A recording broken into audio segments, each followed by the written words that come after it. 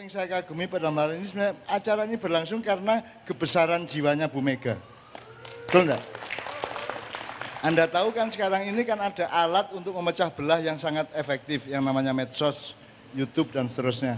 Saya kan dipermusuhkan, diadu domba sama Bu Mega, kadang-kadang sama Habib Rizik, kadang-kadang sama Habib Bahar, kadang-kadang Bukaru Sopoai.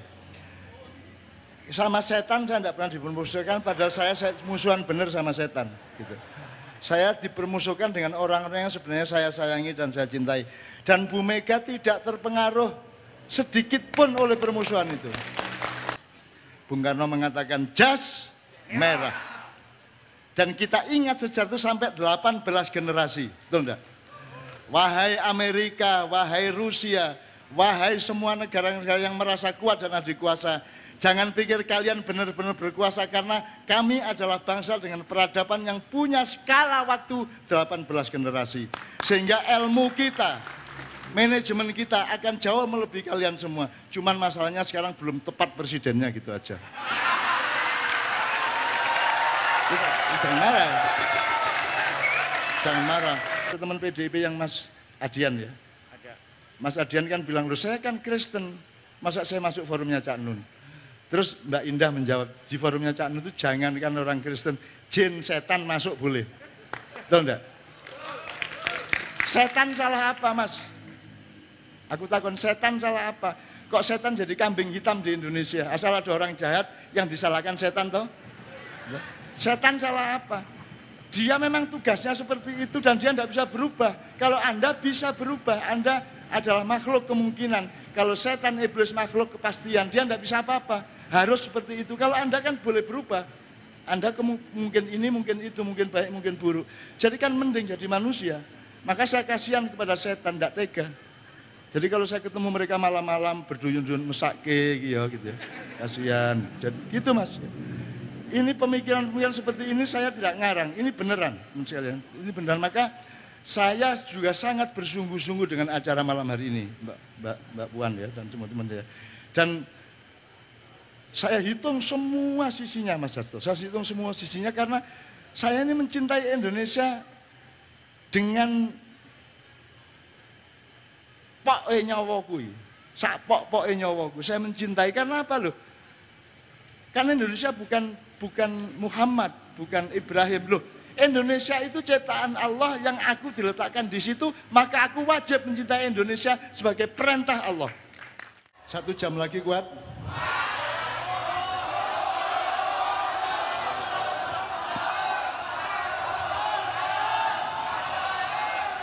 Oke, gini.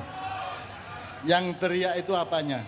Mulutnya dan nafsunya apa dan kesadarannya. Benar ya, Anda harus tahu diri Anda loh ya. Ketika Anda melakukan sesuatu itu datangnya dari hati Anda, dari pikiran Anda atau dari roh Anda. Hati saja itu ada beberapa lapis. Kalau dalam Al-Quran ada kolbun, ada dhaukun, ada fuadun, itu macam-macam. Jadi kalau Anda marah sama istri, sama suami itu perhatikan, ini marahnya marah permukaan apa marah agak dalam, itu perhatikan. Demikian juga kalau masalah sosial, masalah politik nasional, itu jangan terlalu mudah marah kalau sesuatu Anda belum bisa memahami. Karena sesuatu itu paham atau tidak, misalnya gini, makanan, asin, manis, pahit, dan seterusnya itu kan tidak hanya tergantung makanannya, tapi tergantung lidahnya, betul tidak? Ketika Anda merasakan pahit, gini, Anda kena COVID, terus tidak bisa membau. Sebenarnya baunya ada enggak? Yang salah apanya? Yang salah hidungmu yang kena COVID sehingga tidak bisa membau. Jadi kan ini banyak dalam politik nasional begitu itu. Sebenarnya yang salah itu lidahmu sendiri, hidungmu sendiri. Terus kamu menuduh tidak ada wangi. Padahal ada wangi tapi kamu yang kena COVID kok. Nah jangan sampai kena COVID politik lagi sejak sekarang. Indonesia akan mengalami siklus yang luar biasa. Saya belum tahu bentuknya tapi akan mengalami siklus yang luar biasa. Dan PDIP harus siap-siap mengayomi. Bukan bersiap-siap untuk bertanding. Nek sampean mengayomi, mau tidak mau semua anak-anak akan merangkulmu. Kan gitu. Oke sekarang, pikiran jernih ya. Pikiran adil ya. Jangan tidak adil ya. Allah mengatakan meskipun kamu benci kepada seseorang, jangan sampai kebencianmu itu membuatmu berbuat tidak adil kepada dia, betul ya? Wala yajrimannakum syana'ana qaumin ala alla ta'dilu. Benci boleh, tapi tidak boleh benci membuat kamu tidak adil. Jadi apapun saja yang terjadi, misalnya kamu tidak suka sama ini, tidak suka sama itu, tapi tetap harus berbuat adil, harus objektif, harus jujur apa adanya, gitu ya, jelas ya. Itu ajaran Tuhan. Mbak Puan, saya sama beliau kan ketemu baru sekarang. Dan dari kejauhan kan kita juga melakukan sawang sinawang ya. Ngeliat-ngeliat, terus ngukur-ngukur, mengira-ira gitu ya.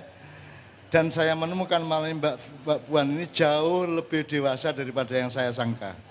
Jauh lebih tajam pikirannya daripada saya sangka. Dan jauh lebih sareh atau lebih bijaksana dibanding yang saya duga-duga gitu. Jadi saya bersyukur. Dan yang paling saya kagumi pada malam ini sebenarnya acara ini berlangsung karena kebesaran jiwanya Bu Mega. Betul enggak? Anda tahu kan sekarang ini kan ada alat untuk memecah belah yang sangat efektif yang namanya medsos, YouTube dan seterusnya. Saya kan dipermusuhkan, diadu domba sama Bu Mega, kadang-kadang sama Habib Rizik, kadang-kadang sama Habib Bahar, kadang-kadang Bukaru Sopoai. Sama setan saya tidak pernah dipermusuhkan, padahal saya musuhan benar sama setan. Gitu. Saya dipermusuhkan dengan orang-orang yang sebenarnya saya sayangi dan saya cintai. Dan Bu Mega tidak terpengaruh sedikit pun oleh permusuhan itu.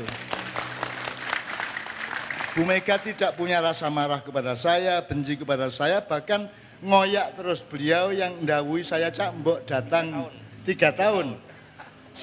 Beliau juga pernah datang ke Markas Ma'iyah untuk menyampaikan hajatnya Bu Mega. Pak Idham Samawi juga menyampaikan.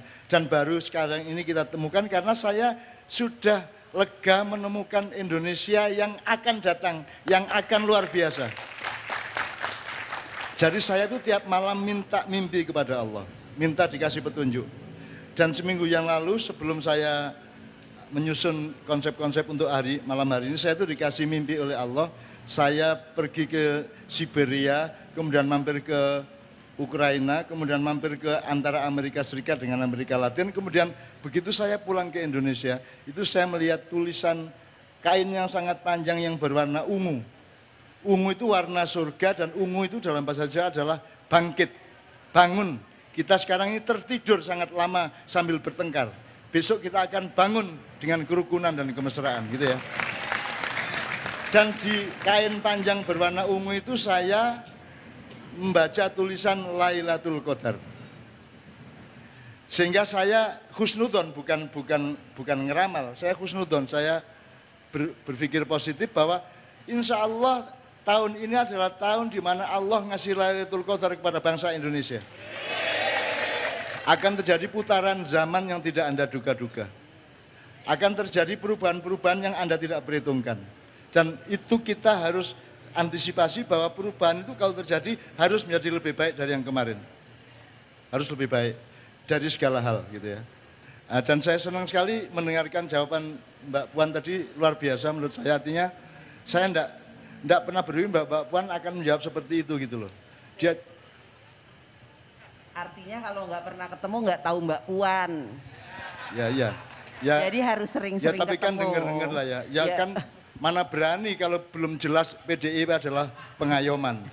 Kalau sudah pengayoman saya masuk sini. Gitu. Kemarin kan masih perjuangan, aku ini kok berjuang, aku dikenek ini, lah kita laporkan gitu. Jadi saya takut, begitu saya dapat informasi dari Allah bahwa PDI itu sekarang PDI pengayoman, maka saya saya datang ke kebagusan, saya datang ke Langit Agung. Cuman saking semangatnya saya sampai jalan-jalan dan di YouTube dan siaran langsung itu saya kelihatan ngos-ngosan. Sehingga saya kemudian dikritik oleh banyak netizen dan saya dapat WA, Cak santai aja ngerokok dulu. Gitu. Terus ya kan tidak mungkin bisa merokok di sini dan ini saya agak memang saya itu kalau tidak ngerokok, saya itu pekewo sama Allah. Allah itu menciptakan tembakau. Terus diapain?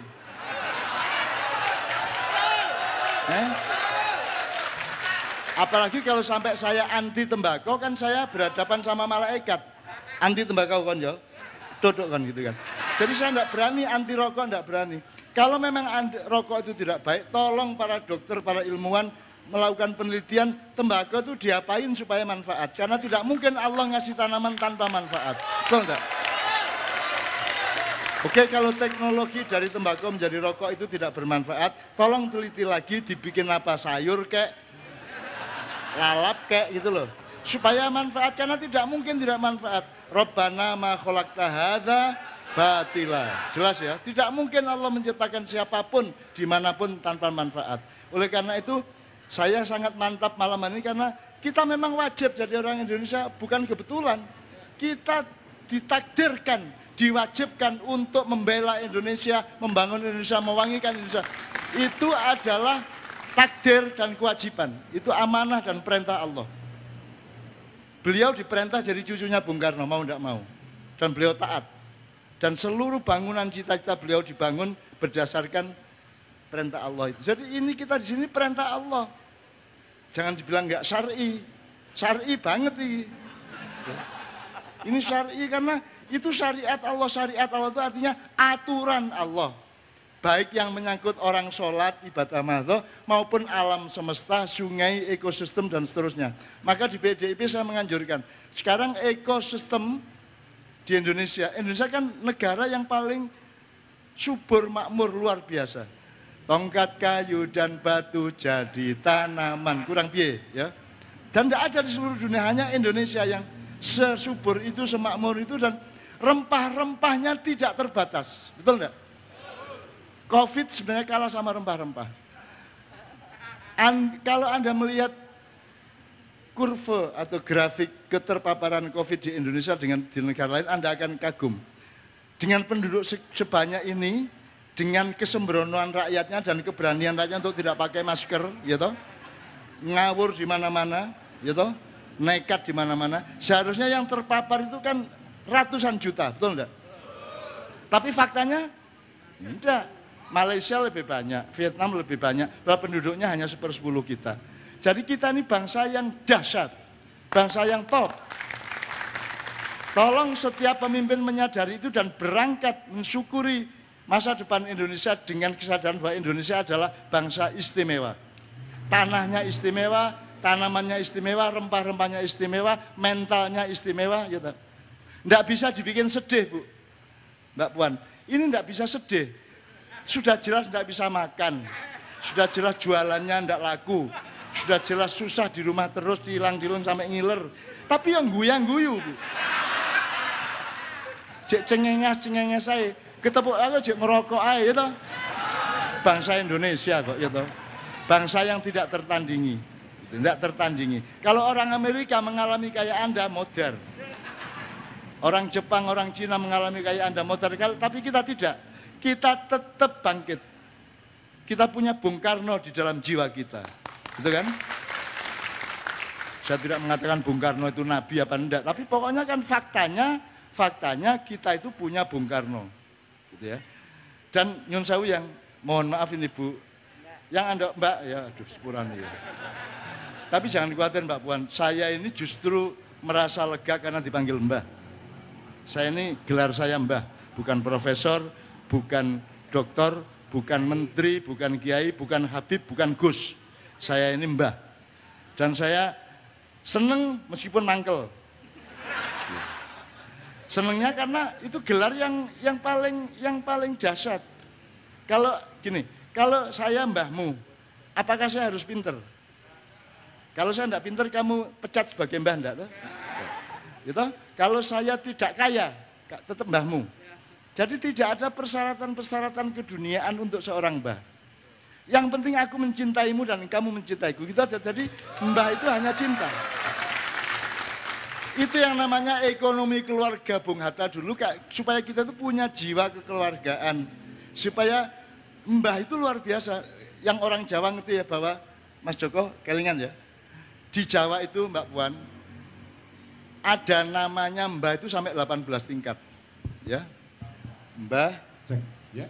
Mbah, buyut, canggah, wareng, udek-udek, gantung siwur, gerupak sente, debok bosok, gali asem, grupak waton, cendeng, giyeng, cumpleng, ampleng, menyaman, menyo-menyo, dan ke-18 terah tumerah.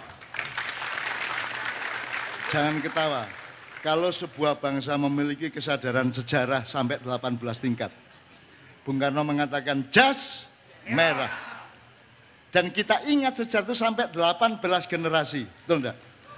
Wahai Amerika, wahai Rusia, wahai semua negara-negara yang merasa kuat dan adikuasa, jangan pikir kalian benar-benar berkuasa karena kami adalah bangsa dengan peradaban yang punya skala waktu 18 generasi.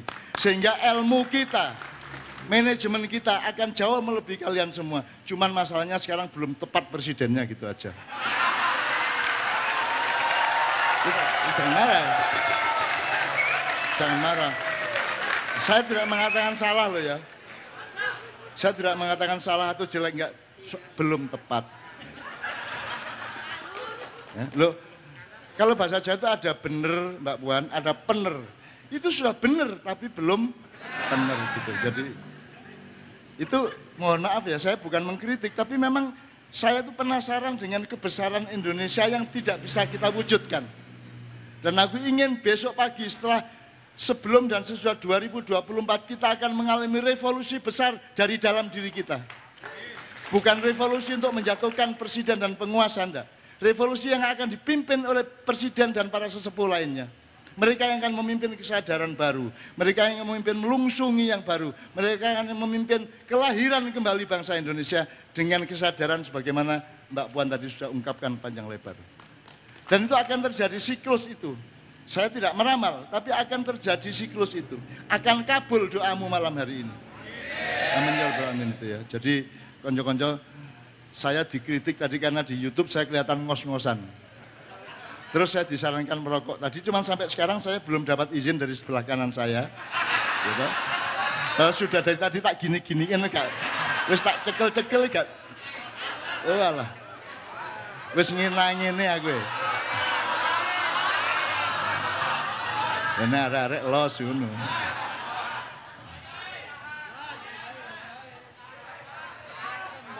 Salah satu yang ditakuti virus adalah, tapi nanti dimarahi sama WHO sama, enggak, maksud saya, semua itu kan ada konteksnya, ada nawaitunya gitu loh. Anda rabi dengan rabi beda, ada rabi mergo nafsu, ada rabi mergo kesejahteraan cita-cita keluarga. Kan sekarang ngerokok untuk apa, ngerokok karena apa, dengan niat apa, dalam konteks apa kan, ya duru ala illatihi kalau kata usul fikih kan gitu kan. Jadi semua yang saya katakan itu kan tolong lihat asal usulnya. Misalnya kalau di maknya kan meso boleh enggak? Iki Mbak senengannya meso. Nah terus aku ngomong diancuk seweneng ini. Dua bal, wow gitu. Terus saya bilang, meso itu kan spontanitas alamiah dari setiap orang yang merasakan sesuatu yang menggelisahkan. Misalnya, aduh gitu ya, cok gitu kan. Yang enggak boleh itu misui. Ya, kalau misui itu peristiwa sosial, kalau misui itu peristiwa subjektif individual.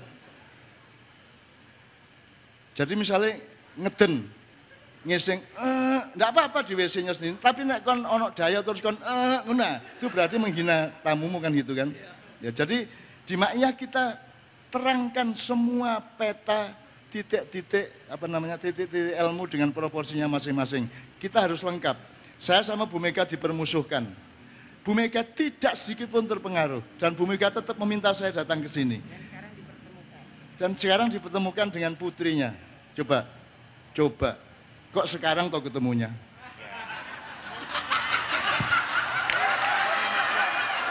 Pokoknya Mbak Puan yang ngasih. Oh, itu kan ini konotasi, itu namanya konotasi. Ya. Kadang-kadang orang dihukum karena konotasi orang lain toh. Itulah pikiranmu dewe. Itu kan perasaan adik saja, ya toh. Gitu, tapi kita bahagia malam ini. Kita optimis untuk Indonesia masa depan, ya. Anda adalah generasi emas. Anda adalah orang yang dijadikan oleh Allah, oleh Tuhan untuk mewarisi kekuatannya demi masa depan bersama. Wa nuridu annamunna 'alal ladzina stud'ifu fil ard wa naj'aluhum a'immah wa naj'alumul warithun.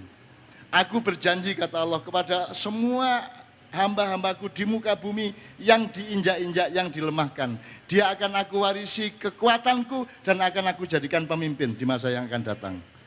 Anda adalah pemimpin masa depan, ya. Ngene ya. Ya gak nasional tok, ya di kampung barang ndak masalah. Ndak masalah. Kita ndak butuh kebesaran, kita tuh butuh kesungguhan, kita Bu ya. Kata beliau tadi, meskipun kecil saya ingin jadi bagian dari yang membangun Indonesia kan gitu kan. Jadi enggak apa-apa, ketua RT enggak apa-apa. Enggak apa-apa. PDIP ranting enggak apa-apa. Asal pengayoman, gitu. Gitu ya. Gitu ya. Jadi mulai malam hari ini Mbak Puan bahkan merespon, loh, enggak bisa PDIP mengayomi semuanya. Kalau gitu kalimatnya gini, semua pihak, semua golongan, semua parpol, semua ormas, semua kelompok saling mengayomi satu sama lain. Gitu aja, kok repot gitu. Gitu aja kok repot kata Gus Dur ya. Gitu. Cuman saya nggak pakai. Wis kangen kayak ya. Gitu. Gus Dur tak, Gus pokoknya sampean jadi presiden nanti jangan berhubungan lagi dengan Nyai Roro Kidul. Nyai Roro Kidul itu ada dua bersaudara, satu Nawang Wulan itu Nyi Kanjeng Ratu Kidul. Terus ada adiknya namanya Nawang Seh itu Nyi Roro Kidul. Jadi Anda selama itu salah kaprah. Yang Anda maksud Nyi Roro Kidul sebenarnya adalah Kanjeng Ratu Kidul kakaknya, gitu kan. Jadi itu ada dua bersaudara. Saya sering ketemu di Selatan Keraton di Jogja sana gitu. Saya sering ketemu. Ya, salam ya, sampean adiknya Mbak Yuni. Nek sampean adiknya aku Mbak Yuni, sampean Mbak Yuni aku adiknya gitu ya. Anggitmu kontok sing gelem kabeh ya gelem arek-arek iki. Dapurane arek-arek gitu. Gitu teman sekalian, itu semua saya pelajari loh teman sekalian. Semua Bu, Mbak Fian, semua saya pelajari. Sekarang ini saya sedang bikin drama judulnya Reriungan. Ya, Reriungan itu artinya judulnya melungsungi. Melungsungi itu Bu, lahir kembali. Kalau ular ganti kulit, kalau lobster, udang ganti ragangan. Kalau ulat jadi kepompong, jadi kupu-kupu. Kalau Garuda, umur 40 tahun, Garuda akan mencakar-cakarkan cakarnya di batu-batu padas di gunung sampai tanggal. Paruhnya ditotol-totolkan di batu-batu padas sampai tanggal. Bulunya dibikin rontok. Kemudian di antara 10 Garuda akan ada 3-4 yang lahir kembali, bulu-bulunya tumbuh kembali paruh dan cakarnya, kemudian menjadi Garuda yang sakti perkasa. Dan aku minta PDIP dan Anda semua adalah Garuda yang sudah melungsungi dan menjadi Garuda baru. Garuda baru yang akan melanglang buana dan memimpin kesejahteraan seluruh dunia.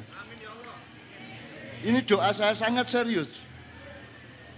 Bahwa tidak terkabul sudah biasa. Tapi kalau ternyata kabul jangan kaget. Allah penuh kejutan, betul enggak? Jangan kaget. Ternyata loh, saya dulu jilbab itu kan saya perjuangkan sekedarnya saja, ternyata kabul kok. Sekarang semua jilbaban, 98% muslimah di Indonesia jilbaban. Wadam jilbaban kurang piye. Pengemis jilbaban, petani-petani di sawah jilbaban. Dikabulkan oleh Allah apa yang saya perjuangkan, padahal saya juga tidak berjuang amat, tidak sampai ngoyo-ngoyo ya tidak. Pokoknya menyadarkan saja bahwa wanita itu boleh memilih apa yang nyaman untuk dia, termasuk jilbab gitu tok gitu. Ternyata dikabulkan oleh Allah, meskipun saya tidak dapat royalti dari toko-toko penjual jilbab gitu ya. Tidak ada masalah, saya tidak minta jasa, saya tidak minta apapun, saya tidak minta reward dari Anda. Aku tidak peduli engkau menghargai aku atau tidak. Aku tidak peduli engkau mengapresiasi aku tidak. Aku tidak peduli. Aku hanya harus memastikan bahwa aku ridho dengan semua yang aku alami di dunia ini, supaya nanti kalau aku mati tidak menjadi hantu. Sebab kalau engkau belum ridho hatimu dalam hidup ini, begitu kau mati kau jadi hantu. Maka di drama Melungsungi itu semua namanya saya ambil dari nama jin dan malaikat. Tidak ada yang nama manusia. 92 orang yang ikut main drama itu. Semua namanya nama jin. Dan saya sudah minta kepada pimpinan-pimpinan jin itu dari Merak sampai Madura. Sudah saya temui mereka semua, minta izin namamu saya pakai untuk drama. Karena Indonesia sangat butuh melungsungi. Harus ada kesadaran baru. Harus ada cinta yang baru, yang refresh ya. harus ada kebersamaan yang baru, harus ada reriungan yang baru gitu. Maka mereka kemudian mengizinkan dan tidak mengganggu pentas saya. Meskipun pemainnya sudah saya kasih sangu, kalau nanti kamu diganggu macam-macam baca ini dan sebut namaku, saya bilang gitu. Oke, jin kerungu jenengku iku, oh sampean melok mak iya, ngono akhirnya. Iya, jadi saya kan tidak pernah kejam sama jin. Saya kan tidak pernah siaran TV terus, nama takunu, ya tibikumullah. Kan tidak pernah. Terus jinnya tak ambil masukin botol. Enggak lah. Saya selalu baik-baik sama jin. Saya selalu bergaul baik. Dan saya tidak melanggar perintah Allah untuk bekerja sama dengan jin. Saya tidak pernah kerja sama. Bahkan saya tuh kasihan sama setan, sama iblis itu, saya tuh tidak tega. Dari dulu sampai sekarang setan iblis itu tidak bisa nggoda saya coba. Kan kasihan. Betul enggak? Pekewo saya kadang-kadang. Kadang-kadang ingin saya turuti dikit-dikit gitu loh. Tapi tetap tidak berani juga. Jadi saya tuh kalau sama manusia itu Masya Allah udah. Tapi kalau sama, jadi makihan kita tadi kan ada teman PDIP yang Mas Adian ya. Ada. Mas Adian kan bilang, loh saya kan Kristen, masa saya masuk forumnya Cak Nun. Terus Mbak Indah menjawab, di forumnya Cak Nun itu jangankan orang Kristen, jin setan masuk boleh. Betul enggak? Setan salah apa Mas? Aku takut setan salah apa? Kok setan jadi kambing hitam di Indonesia? Asal ada orang jahat yang disalahkan setan toh? Setan salah apa? Dia memang tugasnya seperti itu dan dia tidak bisa berubah. Kalau Anda bisa berubah, Anda adalah makhluk kemungkinan. Kalau setan, iblis, makhluk kepastian, dia tidak bisa apa-apa. Harus seperti itu. Kalau Anda kan boleh berubah. Anda mungkin ini, mungkin itu, mungkin baik, mungkin buruk. Jadi kan mending jadi manusia. Maka saya kasihan kepada setan, tidak tega. Jadi kalau saya ketemu mereka malam-malam berduyun-duyun mesake gitu ya. Kasihan. Jadi, gitu Mas. Ini pemikiran-pemikiran seperti ini saya tidak ngarang, ini beneran, ini beneran. Maka saya juga sangat bersungguh-sungguh dengan acara malam hari ini, Mbak Puan ya dan semua teman saya. Dan saya hitung semua sisinya Mas Hasto, saya hitung semua sisinya karena saya ini mencintai Indonesia dengan poke nyawaku, sak poke nyawaku. Saya mencintai karena apa loh? Karena Indonesia bukan Muhammad, bukan Ibrahim. Loh, Indonesia itu ciptaan Allah yang aku diletakkan di situ, maka aku wajib mencintai Indonesia sebagai perintah Allah. Tahu enggak?